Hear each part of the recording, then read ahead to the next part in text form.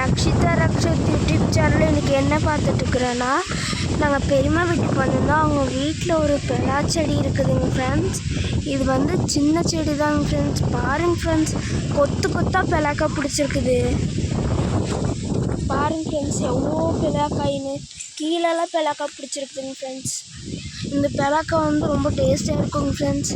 இது ரொம்ப சின்ன மரம்னு சொல்கிறாங்க ஃப்ரெண்ட்ஸ். உங்களுக்கு பார்க்கும்போதே தெரியும் எவ்வளோ காய் விட்ருக்குதுன்னு. பாருங்க ஃப்ரெண்ட்ஸ், மரத்து மேலேயும் கூட அவ்வளோ காய் இல்லைங்க ஃப்ரெண்ட்ஸ். கீழே தான் ரொம்ப காய் விட்ருக்குதுங்க ஃப்ரெண்ட்ஸ், கொத்து கொத்தா.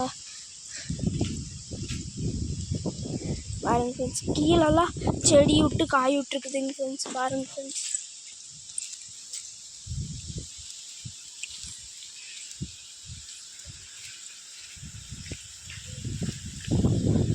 எவ்வளோ காய் விட்ருக்குதுன்னு பாருங்கள் ஃப்ரெண்ட்ஸ். எங்களுக்கே நாங்கள் பார்த்துட்டு ரொம்ப ஆச்சரியமாயிடுச்சுங்க ஃப்ரெண்ட்ஸ், இவ்வளோ காய் விட்ருக்குதுன்னு. பாருங்கள் ஃப்ரெண்ட்ஸ், இந்த வீடியோ பிடிச்சிருந்தா லைக் பண்ணி, ஷேர் பண்ணி, கமெண்ட் பண்ணி, சப்ஸ்கிரைப் பண்ணுங்கள் ஃப்ரெண்ட்ஸ். முக்கியமாக எல்லாத்துக்கும் ஷேர் பண்ணி விடுங்க ஃப்ரெண்ட்ஸ். பெலாக்கா இதுக்கு வந்து உரம் எதுவுமே போடுறது இல்லைங்க ஃப்ரெண்ட்ஸ், தண்ணி மட்டும் விட்றாங்க ஃப்ரெண்ட்ஸ்.